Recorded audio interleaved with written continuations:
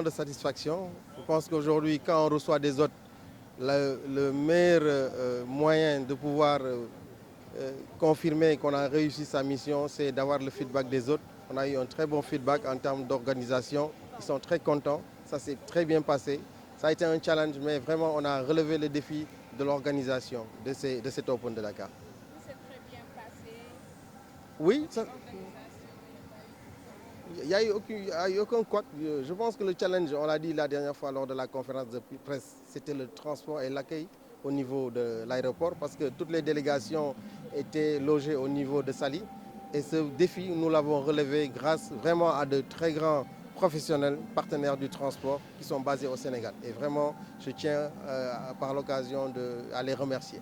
Oui, très satisfait. Nous avons été vraiment la première fédération de sport de combat à avoir organisé un championnat international à Dakar Arena. Si c'était à refaire une troisième fois, une quatrième fois, nous le referons parce qu'on a un très beau site. Vraiment, Dakar Arena est une très belle infrastructure de l'État du Sénégal avec une très grande capacité d'accueil. Et nos hôtes, vraiment, nous ont donné un satisfaction. Et on n'a rien à envier aux pays tels que l'Afrique du Sud, l'Algérie ou le Maroc en termes d'infrastructure d'accueil pour ces championnats internationaux.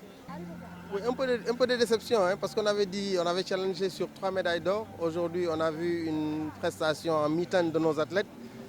Bon, il faudra se retrousser les manches, surtout pour Mbagnick Ndiaye, qui est actuellement le premier africain et qui est en bonne place vraiment pour représenter le Sénégal au JOJ 2020. Donc, il devra travailler un peu plus et avoir les points nécessaires pour représenter le Sénégal au niveau olympique en 2020.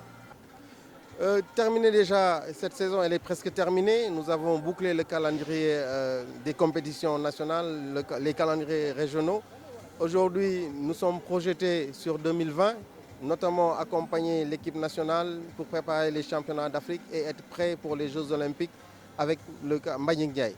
Et notre objectif d'ici 2022, c'est de faire de cet Open de Dakar un grand prix. Et nous nous donnerons les moyens en termes de capacité de mobilisation et de compétences à vraiment faire de l'Open de Dakar un grand prix dans les 2 ans à venir. Je pense que chaque édition, on apprend des imperfections. Nous avons eu un problème de communication et de mobilisation, nous l'admettons. Nous savons que le judo aussi n'est pas un sport attractif, au même titre que le football et le basket. Mais nous nous y attellerons. Hein. En termes de challenge, la prochaine fois, vous verrez beaucoup plus de monde au niveau des gradins. Nous travaillerons en étroite collaboration avec le 12e Gaïndé et Alekaza et aussi au niveau du mini judo pour que la mobilisation soit forte.